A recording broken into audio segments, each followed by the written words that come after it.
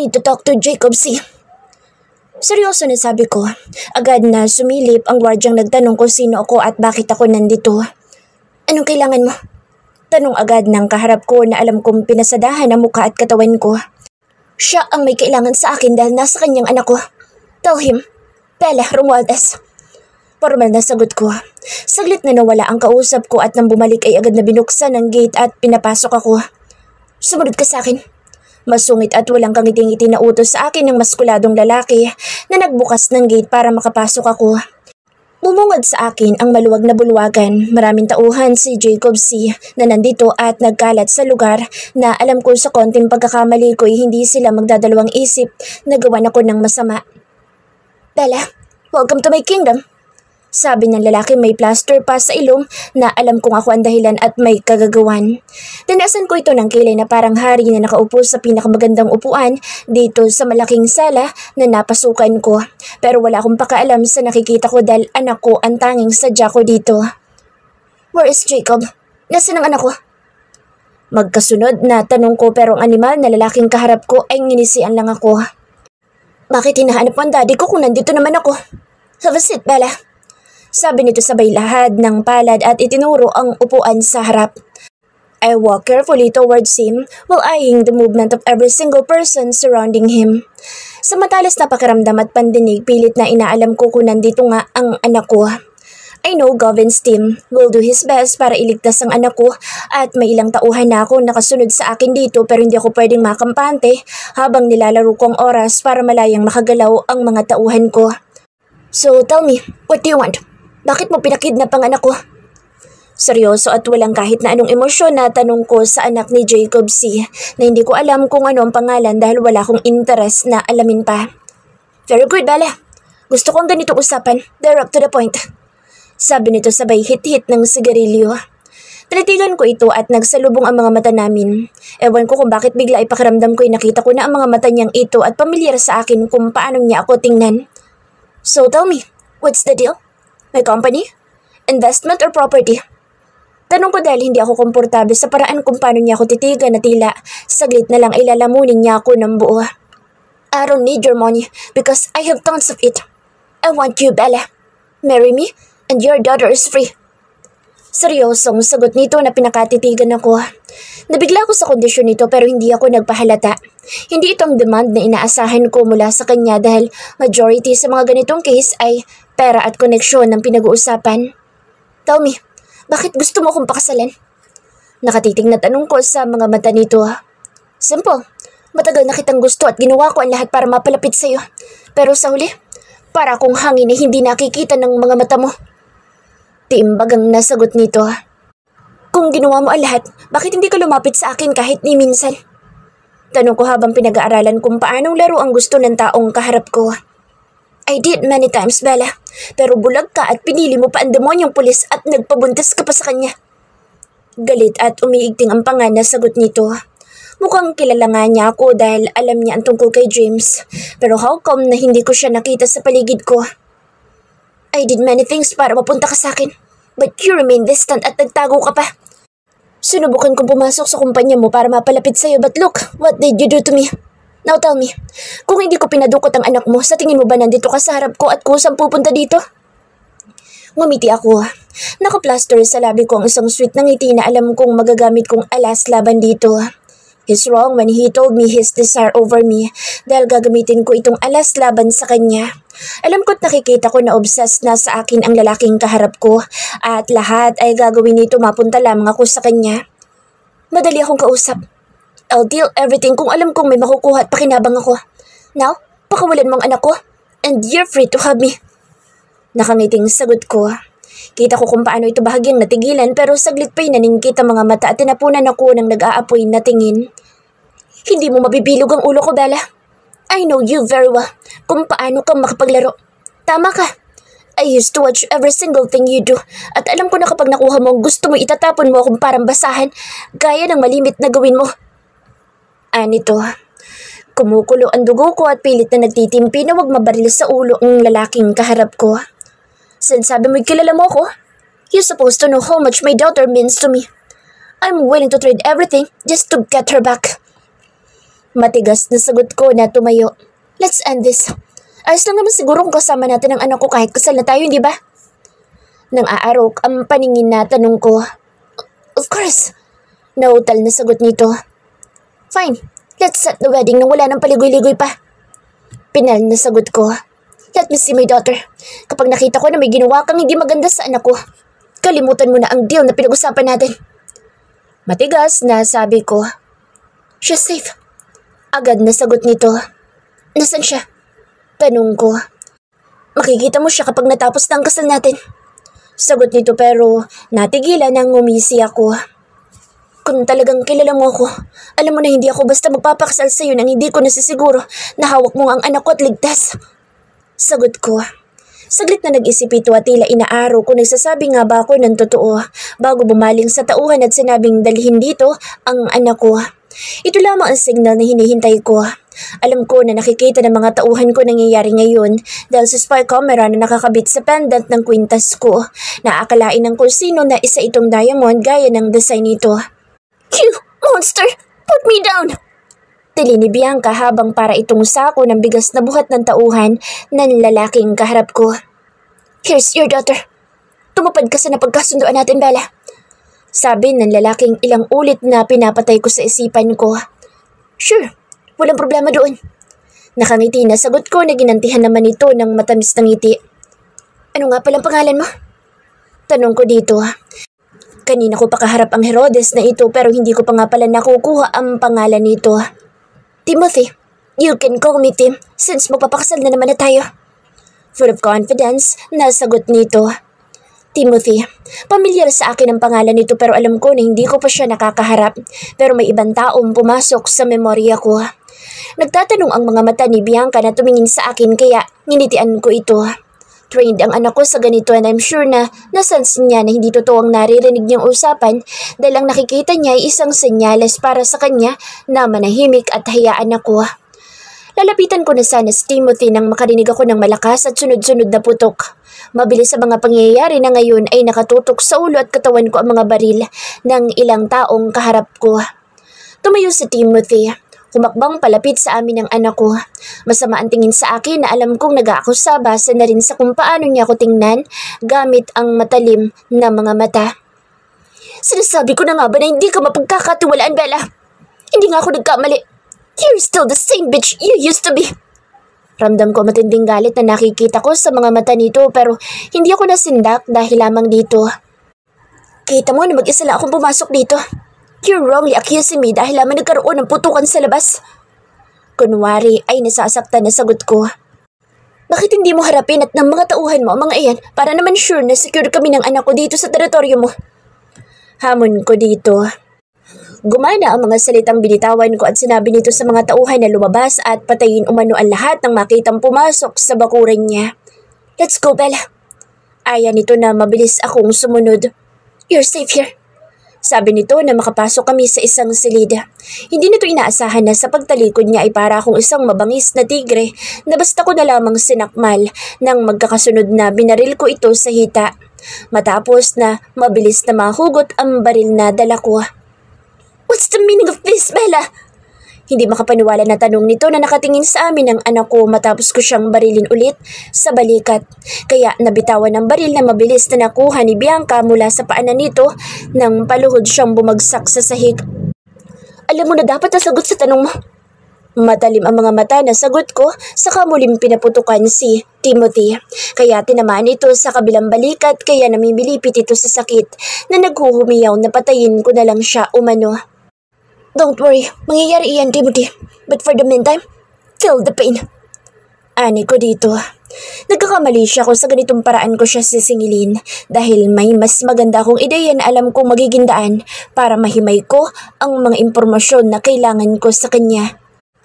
Matapos mawala ng malay ni Timothy ay tinawagan ko agad si Gavin at inutusan si Bianca na magbantay at maging alerto sa paligid. Matalino at higit sa lahat ay maaasahan sa ganitong anak ko kaya kahit na maglilimang taon pa lamang siya ngayon ay aware na siya sa ganitong bagay. Since 3 years old nang matuto siyang tumayo sa sariling paa, ay tinuruan ko na siya ng basic self-defense. And at the age of 4, natuto siyang humawak ng armas. Malaking bagay na sanay si Bianca sa ganito dahil hindi siya nagpapanik at higit sa lahat, katulong ko siya para protektahan namin ang bawat isa. What's the status, Gavin? Tanong ko. Hawak na po namin si Jacob si Missy. Agad na sagot nito. Nakahinga ako nung maluwag sa narinig ko. Ito ang gusto ko kay Gavin, mabilis siyang kumilos at malinis. Dalhin niyo sa safe house. Hawak ko ngayon si Timothy. Ikaw na bahala sa kanya. Utos ko. Missy, hindi ako makalapit sa posisyon mo. Nasa loob ang asawa mo at maraming pulis dito. Kapag nakita niya kami, ni Jonah, siguradong todas kami. O di kaya isa kulungan ang bagsak namin dalawa. Sagot nito. Napapikit ako habang nag-iisip kung paano ko madadala si Timothy nang hindi involve ang mga pulis na kasama ng asawa ko. How about Mommy Jenny? Tanong ko. Nakuha na po ng asawa mo, Missy. Nasa patrol car na po. Hinahanap niya kayong dalawa ni Bianca at iniisa-isa ang silid, pero hindi kayo makita. Sagot nito. Fine. Standby ka lang muna dyan. Ako nang bahala. Sagot ko. Matapos putulin ang usapan namin ni Gavin ay agad na tinawagan ko si James. Isang ring lang ay agad na sinagot nito. God, Bella, where are you? Frustrated na tanong nito. I'm fine. Nakuha ko na si Bianca. Formal na sagot ko. Nasaan kayo? Pupunta ako dyan ngayon din. Sabi pa nito. Listen, pwede kang pumunta dito pero ikaw lang. Wala kang isasamang ibang pulis, maliwanag? Seryosong tanong ko. Okay, kuya, na gusto mo. Sagot nito. Sinabi ko sa kanya kung nasaan kami. Alam ko na hindi niya talaga kami basta makikita ni Bianca dahil isang hidden room ang lugar na kinaroroonan namin ng anak ko. Malas ni Timothy, natatandaan ko ang daan papasok dito at talagang inalam ko kung paano kami makakalabas na dalawa kung sakaling mapatay ko nga siya. I'm close. Sabi ni James sa kabilang linya na inutusan kung tahakin nito ang sikretong lagusan mula sa library sa silid ni Timothy. Pinindot ko ang code na nakita ko nang mag-key-in sa Timothy papasok dito pero hindi ito gumana. Shit, it looks like he has a different code. Inis na sabi ko matapos pindutin ng paulit-ulit pero tanging beep lamang ang narinig ko. Hanapin mo sa likuran ng mga libro sa kanan ang key-in button at pindutin mo ang number na sasabihin ko. Gaya ng inaasahan ko'y nagawa ito ni James. Nabuksan ang pintuan, agad kong nilagyan ng harang para hindi tuluyang mag-lock habang nandito kami sa loob. Daddy! Matiniis na sigaw ni Bianca sa ama nang makita ito. How are you, baby? Tanong ni James na niyakap ng mahigpit ang anak namin. I'm fine. Alam ko na darating kayo ni Mommy. Masayang sagot ni Bianca. Ginulo nito ang buhok ng anak ko matapos tumayo. Buhat si Bianca at lumapit sa akin. Mag-usap tayo sa bahay mamaya. Seryoso na sabi nito kaya tumango lang ako. Ibinigay ni James sa akin si Bianca at tiningnan ang lupaypay na si Timothy. Laking gulat ko nang bigla na lamang nitong sipain at tadyakan ng ilang ulit ang walang malay na lalaking na itali ko ang kamay at paa. Anong gagawin mo? Tanong ko na makitang dinukot nito ang cellphone sa bulsa ng pantalon na suot nito. Tatawagan ko ang mga tauhan ko at itatapon ko ang demonyo na iyan sa kulungan. Galit na sagot ng asawa ko habang kuyom ang kamao. No, hindi mo gagawin iyan, James. Kaya kita pinatawag mag-isa dito dahil ayokong mawala ang animal na iyan sa poder ko. Matigas na sagot ko na nakatitig sa asawa ko. Anong gagawin mo, Bella? Hindi mo lubos na kilala ang pagkatao ng demonyo na iyan. Kaya hindi ko hahayaan na makawala siya sa batas. Galit na sabi ni James. What do you mean? Nagtataka na tanong ko. Sa nakikita ko kasi bukod sa matinding galit ni James ay may iba akong nararamdaman na pinaguhugutan nito.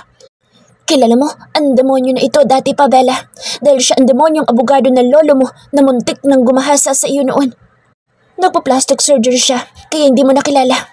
Posibleng paghihiganta ang dahilan nila kaya kinidnap ang anak natin. Tiimbag ang nasagot ni James na wala pang alam sa nangyari sa pagitan namin tatlo kung paano ko pinatapon sa labas ng building na pag-aari ko. Nabasag ang mga mukha ng mga ito. Hindi ako nakaimik at nalipat ang paningin ko sa walang malay at nakahandusay na lalaki sa paanan ko. It makes sense kung bakit dinukot niya si Bianca at ako ang gusto niyang kapalit. This bastard's obsession towards me are more dangerous than what I was thinking before. Gavin, kunin mo dito ang demonyo na lalaking nagtangka sa buhay namin ng anak ko. For now, I want him alive. Pinanood lang ni James ako habang kausap ko ang tauhan ko. Marami akong kailangang alamin kaya minabuti kong wag magtagal sa silid na ito. Kumustang status sa labas? Tanong ko sa isa ko pang tauhan na nakamonitor sa sitwasyon ko dito. Halos ubos na mga tauhan ni Jacob si Missy. Sagot nito. Marami ang nahuli ng mga pulis at ang iba ay namatay dahil lumaban sa engkwentro. Sabi pa nito. Binalingan ko si James na tahimik na nakikinig sa akin habang pinagmamasdan ako, hawak ng mahigpit ang baril sa kamay ko. Clear the area. Ilalabas ko lalaking ito dito at wala kang gagawin para pigilan ako. Matigas na sabi ko dito. Kasama si Gavin ay lumabas ako kasama si James at Bianca. Pasan ng tauhan ko ang walang malay na si Timothy palabas sa lungga nito hanggang sa may sakay ito sa sasakyan na maghahatid sa lugar kung saan ay magiging katapusan ng lahat ng ito. May ideya na ako kung sino si Jacob C. at hindi na ako makapaghintay na makaharap silang dalawa ni Timothy.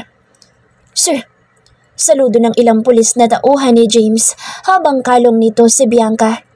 Secure the perimeter and make sure na lahat ng ebidensyang makukuha nyo ay dadaan sa tamang proseso, Captain. Utos nito sa tauhan. Yes, sir. I'm glad. Safe po kayo, ma'am. Sagot ng pulis na kaharap namin matapos nabalingan ako. Tipid na tumango lamang ako at walang kangiti-ngiti at seryoso na nakatingin sa mga ito. Ihahatid ko muna mag-ina ko. Ikaw na bahala dito. Matapos sabihin ni James iyon ay sumakay kami sa sasakyan ko. Hindi namin pinag-usapan kung bakit ako nandito at hindi nakinig sa bilin niyang wag umalis sa bahay dahil kita niya kung paano kulang na lang ay lamunin ko ang mga taong nakita ko rito. Sa bahay na abutan ko na tahimik ang lahat pero napakahigpit ng security measures sa buong paligid gaya ng utos ko. Opo ko! Emosyonal na bulalas ng mommy ni James nang mapasukan namin ito sa sala. Salamat sa Diyos at ligtas kayo, anak. Lumuluha na sabi nito habang panay ang haplos sa buhok ng anak ko. I'm sorry, Bella. Sana hindi ko nalagi sinama si Bianca pag uwi ko. Sana nakinig ako sa iyo na huwag bumalik doon. Di sana hindi kami nalagay sa panganib at napahamak. Tuloy-tuloy na sabi nito habang tumutulo ang luha. Huwag niyo na pong isipin iyon. Ang mahalaga ngayon ay ligtas kayo. Sabi ko. Bianca anak, maligo ka na at kumain ha? Dito lang kayo ni Mommy Jen mo. May pupuntahan lang ako saglit, okay? Mahinahon na paalam ko sa anak ko. Tinawag ko ang personal nanny ni Bianca na siyang bantay at nag-aalaga sa kanya. Aside sa maid, full-trained member din siya bilang isa sa mga best fighter ko kaya nagalit ako nang malaman na hindi ito isinama ng mother-in-law ko. Dahil alam ko na kung darating ang pagkakataon na mapapahamak ang anak ko ay kaya niyang protektahan kahit kapalit ng kanyang buhay. Make sure, alerto kayo at walang makakapasok at lalabas ng bahay na ito nang walang pahintulot ko. Matigas na sabi ko sa mga tauhan ko bago sila iwan. I'm coming. Sabi ni James na sumunod pala sa akin papasok sa opisina ko. Hindi na. I'm fine. Dahilan ko. Hindi ko kasi alam kung ano magiging reaksyon ni James oras na makapasok siya sa basement ko. Maras ang batas na ipinatutupad ko sa bahaging ito ng bahay ko at bilang pulis ay kilala ko ang paninindigan ng asawa ko.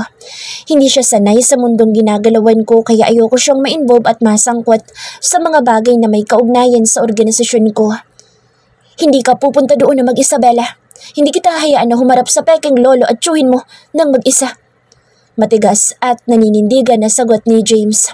Sa pagkakataon na ito ay alam ko na sigurado si James sa impormasyon na sinabi niya sa akin at dahil dito ay kahit na ano mangyari ay hindi niya ako hayaan na pumunta doon ng mag-isa nang hindi siya kasama. Wala akong magawa kundi ang pagbigyan ng kagustuhan ni James. Heto, dalawa kaming pumasok sa basement. Hawak kamay at para bang sa isa't isa kami kumukuha ng lakas para harapin ang mga taong may malaking kasalanan sa amin. Missy, bati sa akin ni Gavid ang makita ako. Napunta ang tingin nito kay James na tahimik pero ramdam ko matinding galit na nararamdaman nito sa mga oras na ito dahil sa higpit ng hawak niya sa mga palad ko. Open the door. Walang emosyon na utos ko. Bumulaga sa akin ang dalawang taong dahilan kaya nag-aapoy ako sa galit ngayon. Nabitawan ko ang kamay ni James na ngayon ay alam kong matindi ang galit na nararamdaman para sa mga animal na kaharap ko. Bakit nandito kami, Bella? Tanong ni Jacob siya. Base sa tono ng pananalita nito ay sigurado na ako na tama ang sinabi ni James dahil aware na ako sa pagkakapareho ng tinig nila ng peking lolo ko. Sabihin mo nga sa akin, Jacob, sa tingin mo ba maluloko mo ako? Hindi mo ba alam na darating ang araw gaya nito na sa mga kamay ko nakasalalay ang buhay mo? Seryoso na tanong ko sa kaharap ko habang nakatali sa upuang bakal katabi ang sugatang anak nito. Ano sinasabi mo? Nagpapalo ka ng babae ka? Singhal nito sa akin. Ngumisi ako at inilahad ko ang kaliwang palad ko. Saglit pa ay hawak ko ng asido na inabot ni Gavin gaya ng utos ko.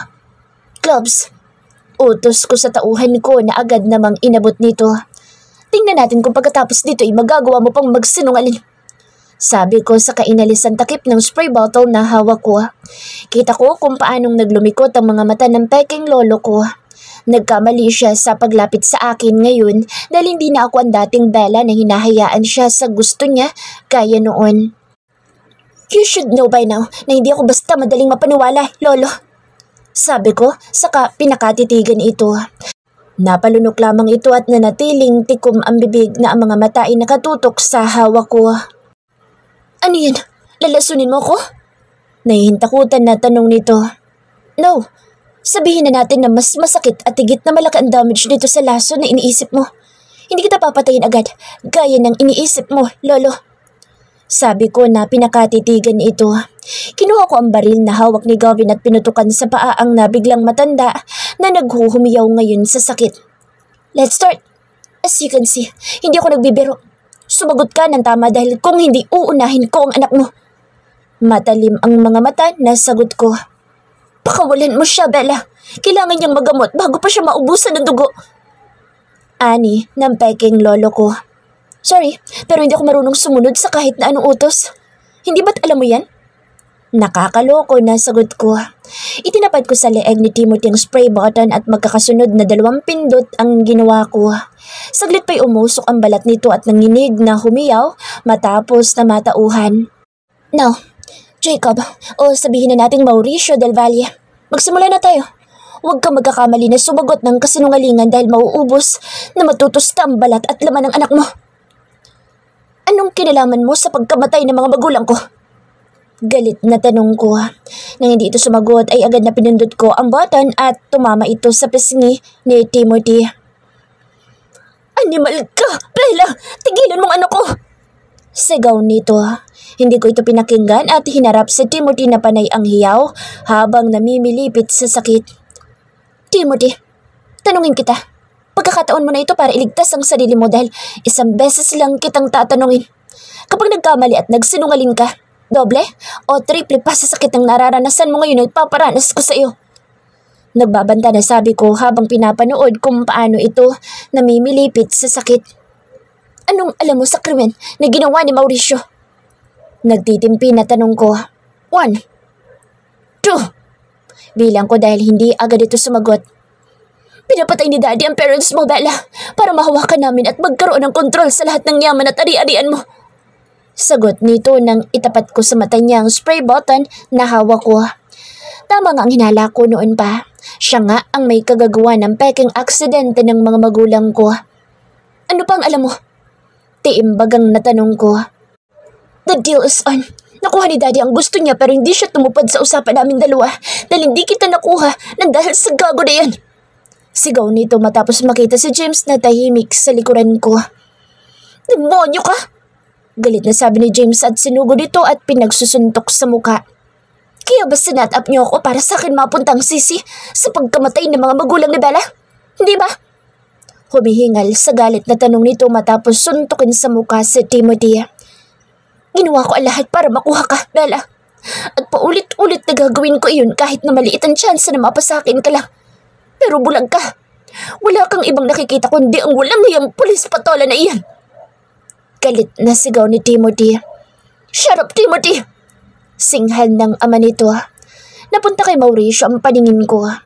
Hindi pa ako tapos sa kanya at lalong hindi siya makakaligtas sa matalas na kuko ko. Missy. Tawag ni Gavin sa akin. Nilingon ko ito at inabot nito sa akin ng isang iPod. Kunot ang noon na binasa ko ang DNA report na pinagawa ko para mahukay ko ang pagkatao ng mga taong kaharap ko. To my surprise, higit pa pala sa inaasahan ko ang kawalang hiyaan na ginawa ng mga taong kaharap ko.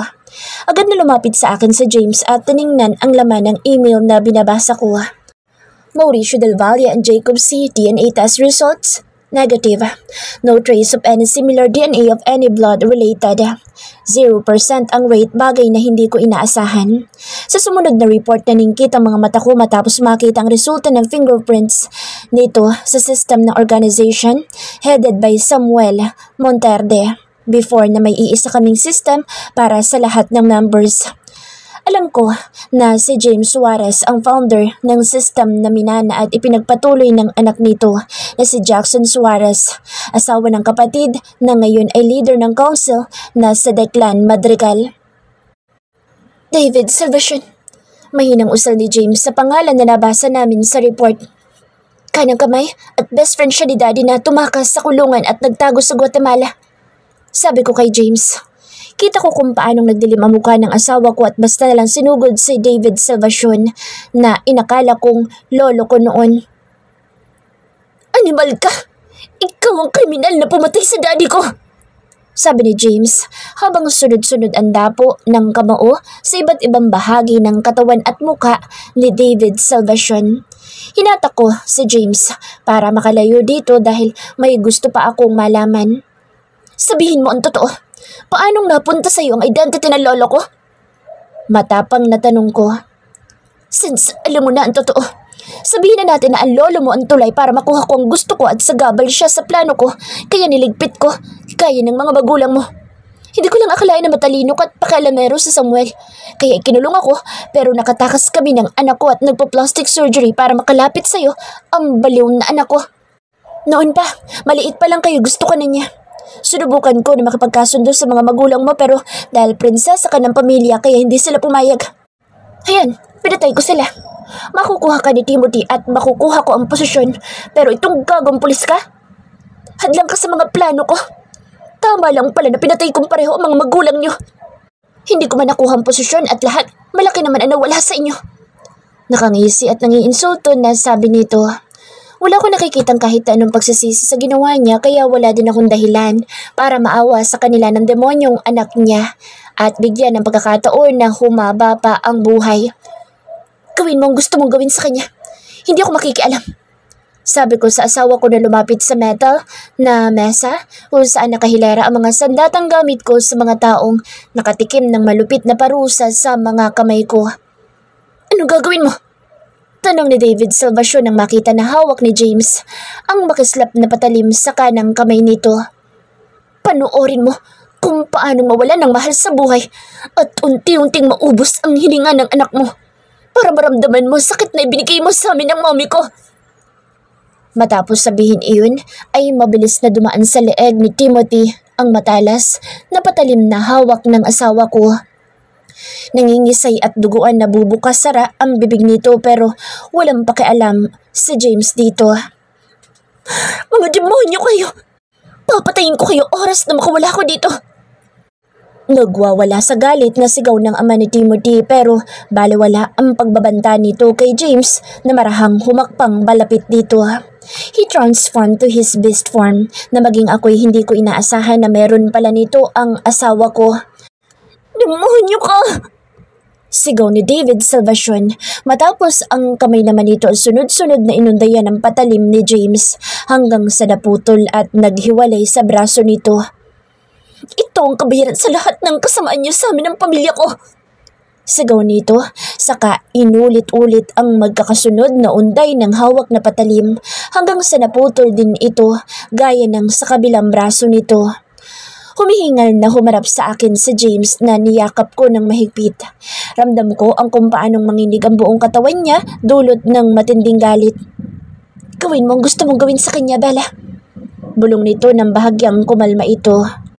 Nilapitan ko si David Salvacion at mabilis na sinabuyan sa muka ng asidong hawak ko. Sinira niya ang buhay ng maraming taong nakapaligid sa akin dahil sa kasakiman niya, kaya sisirain ko rin ang muka na ginamit niya para matupad ang masamang balak niya. Gavin, Ikulong mo iyan. Gusto kong maranasan niya ang malupit na kamatayan. Sabi ko sa tauhan ko na tinalikuran ko pagkatapos. Wala akong pakialam kung mamatay siya gaya ng anak niya na naubusan ng dugo sa katawan. He deserves to die in the most painful and cruel way dahil higit pa dyan ang ginawa niya sa mga taong nagbuwis ng buhay dahil sa kasakiman niya. Let's go, James. Sabi ko sa asawa ko na mabilis na kinabig ako at niyakap ng mahigpit. Thank you, Bella. Finally, natupad na ang pangako ko sa daddy ko na mabibigyan ng katarungan na nangyari sa kanya noon. Nakangiti ako na tumango dahil ramdam ko rin ang kakaibang pakiramdam, gayong nabigyan ko na rin ng sapat na hustisya ang mga magulang ko. Finally nalaman na namin ang totoo. Heto at sabay naming nakamit ang hustisya para sa mga magulang namin ni James. Sa paghakbang namin palabas sa basement ay alam kong tapos na ang kabanatang ito ng masamang karanasan sa nakaraan at pagsubok sa amin. Sa muling pagharap namin ni James sa anak namin ay panibagong yugto ng buhay ang aming sisimulan. Pareho kaming naghahanap ng hustisya para sa mga mahal namin sa buhay. At sa hindi sinasadyang pagkakataon ay nagtagpo ang aming landas, bagay na hindi ko inaasahan. Hindi ko pinagsisisihan ng isang gabing nagkamali ako dahil naging malaking bahagi ito ng buhay na meron ako ngayon. It's a beautiful mistake na bumago sa takbo ng aking buhay. It's him, James Sandoval, ang taong ibinigay ng Diyos sa akin para matutong lumaban at maging matatag sa hamon ng buhay. Faster please. Sabi na naman ni Bianca habang nagpapahid ako ng lipstick sa labi. Sandali na lang anak, malapit na. Sagot ko na sinipat ang sarili sa salamin. Siyempre pa dapat ay maganda ako dahil aatan kami sa celebration at pinning of rank ceremony ni James ngayon sa Camp Crame. Isa siya sa nagkaroon ng adjustment sa rank matapos ma-promote dahil sa sunod-sunod na achievements nito. Tawag na naman ang hindi makatiis na si Bianca sa tabi ko sabay padyak ng paa. Alright, let's go. Sagot ko na lang habang mabilis na nag-spray ng pabango sa leeg. Baka tapos na ang program kapag dumating tayo doon. Nakanguso na sabi na naman ito nang maupo na sa front seat habang ikinakabit ang seatbelt. Kanina pa niya ako kinukulit na pumunta pero hindi agad ako makaalis dahil pinatulog ko muna ang kapatid niya. 2 taon na ang bunso ko at marunong nang maghanap. Hindi na pwede ang basta tatakasan dahil malinaw ang mata nito at malimit umiyak kapag nakitang paalis ako. Eto na, bibilisan ko na. Sagot ko sa anak ko. Hindi na naman maipinta ang mukha. Maraming tao sa lugar pero agad na nakita ko si Mario na naghihintay sa amin matapos utusan ni James na hintayin umano kami at i-guide ko saan ang reserve seat para sa amin ng anak ko. Supposed hindi kasama si Bianca dahil wala namang mga bata dito pero dahil spoiled ang anak ko sa daddy niya ay heto parang dalaga na naglalakad, suot ang damit na siya mismo ang pumili. Match sa high heels na sapatos with handbag na suklay at cellphone lang naman ang laman. It's so hot in here, Ninong. Reklamo na naman ito matapos maupo kami sa gitna. Ganito talaga dito, Bianca. Magpaypay ka na lang. Sagot naman ni Mario na isa namang sununod ang gusto ng anak ko. Palibhas ay inaanak ni James sa Gonner kaya hindi pumayag si Mario na hindi daw siya maging ninong ni Bianca sa kumpil. Minsan gusto ko nang pag-untugin ang dalawa. Daig pa nila ang may relasyon na dapat lagi ay magkadikit sila. Malakas ang palakpak ng tawagin si James. Proud ako na nakatayo sa tabi nito hanggang sa tinatanggap niya ang parangal. Congratulations! Agad na bati ko matapos kaming bumaba ng stage. Dad, ang init? Reklamo na naman ni Bianca sa ama. May aircon na naman sa lugar pero dahil maraming tao ay medyo maalinsangan sa function hall kung saan ginanap ang ceremony. It's alright baby, tapos na si daddy dito. Pwede na tayong umuwi. Nakangiti na sagot ng ama na hinaplos at hinalikan ang mamula-mulang pisngi ng anak namin. Agad na nagpaalam si James sa mga kasamahan at daig pa niya ang nagmamadaling umuwi at may magagalit na asawa dahil nakasimangot na si Bianca at lahat na lumalapit at bumabati sa kanya ay iniira pa nito. Sabi ko naman kasi sa'yo na huwag ka na sumama. Sabi ko kay Bianca na nalingon ito sa likuran katabi ni Mario. Dalaga na kasi si Bianca, ayaw niya doon, maraming nakatingin sa kanya. Di ba baby? Tanong ni Mario. Sabi mo dalaga na ako pero bakit may baby pa ang name ko? Salubong ang kilay na tanong nito kay Mario na nagkakamot ng ulo. Kasi, hindi ba't ganun ang tawag sa iyo ni Gunner? Nakangisi na tanong ng ninong nito. Ew, pabebe naman siya ninong eh. Saka, mabilis akong tumakbo sa kanya. Nakangiwi na sagot ni Bianca. Tahimik na si Mario dahil ang susunod na buka ng bibig ni Bianca ay siguradong iisa-isahin na naman niya kung bakit higit na magaling umano siya kay Gunner. Bagay na hindi magawang itanggi ng ninong dito dahil sure na i-insist ng anak ko. Salamat sa paghatid, sabi ni Mario nang makababa ito. Dahil friend ito ng asawa ko ay pinaunlakan namin na pumasok kahit pa alam ko na makikita ko na naman si Maria. Uy, ang bilis niyo ah. Sabi agad nito nang makitang pumasok kami. Ito kasing si Bianca, ayaw doon at mainit daw. Paliwanag ni Mario. Nginitaan ako nito pero tinaasan ko lang ng kilay. Actually okay na kami ni Maria. Lahat naman ay ginawa ng mga asawa namin para maging maayos ang lahat sa pagitan naming dalawa. Lukot ang mukha na nilapitan ko si Maria at pinisil ng malakas ang pisngi kaya napahiyaw ito. Ang lapad na ng pisngi mo, sabi ko sabay pisil ulit. Gigil na gigil akong lapirutin ang mukha nito kaya kada lapit sa akin ay nilalamuta ko ang mukha nito. Kanina ka pa, ang sakit na. Reklamo nito. Naglilihi ka ba at akong pinaglilinhan mo? Mataray na tanong nito. Hindi ah. Umiling-iling na sagot ko sabay haba ng uso. Ayos lang na ang asawa kong paglinhan mo. Maganda kayang misis ko. Proud na sabat ni Mario. Ginagap ni James ang kamay ko at pinagsalikop ang palad namin. Alam ko na may ideya siya gaya ko kung bakit ako nagkakaganito dahil ilang linggo na akong panay ang ungot na papuntahin si Maria sa bahay namin. Isang tipid ng ngiti lamang ang sinagot ko sabay ikot ng mga mata nang makita na nakangiti si Maria. Nakakagigil ang babaeng kaharap ko. Akala mo naman maganda siya. Lumaki lang ng konti ang dibdib nito kasi may gatas na naman. Umuwi na tayo bago pa maging kamukha ng tukmol na itong anak ko. Nakasimangot na sabi ni James sa tabi ko. James, si Maria magiging kamukha niyan. Siya ang pinaglilinahan ni Bella eh. Masayang sabi pa ni Mario. Napangiwi ako. Kahit alin sa kanila ay ayokong maging kamukha ng anak ko. Gumawa kayo ng inyo para may kamukha kayo. Mataray na sabi ko sabay irap at mabilis na humakbang palabas ng pintuan. Tahimik ang naging biyahe namin pauwi dahil bigla ay naging bad mood na naman ako. Gusto ko tuloy lapirutin ang mukha ni Maria. Kaso kawawa naman, bagong panganak lang ang babaeng iyon. Bella, nakabuo na buo ulit tayo? Malambing na tanong ni James na yumakap sa akin mula sa likuran ko matapos lumabas ng banyo at maligo ito. Oo. Surprise ko sana sa'yo kaso ang daldal ni Maria eh. Inis na sagot ko. Bida-bida na naman ang babaeng iyon. Kung bakit ba naman kasi gusto ko laging pinipisil ang pisngi niyang mukhang siopaw. Hayaan mo na si Maria. Huwag na siyang paglinhan mo.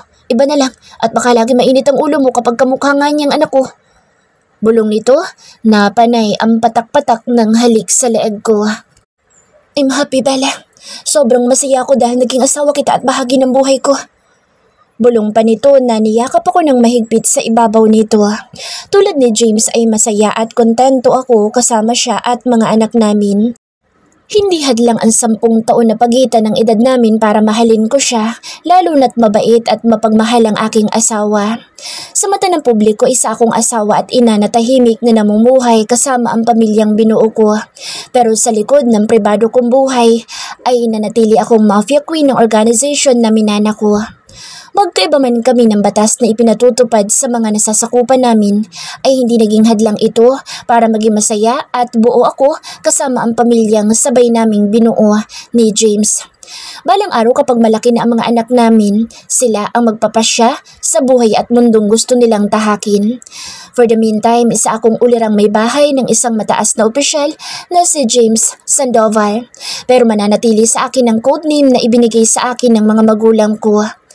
I'm Bella Romualdez Sandoval o kilala sa underworld na ginagalawan ko bilang Missy X. Police Major James Sandoval's wife. A multi-billionaire heiress and a mafia queen sa mundong aking ginagalawan.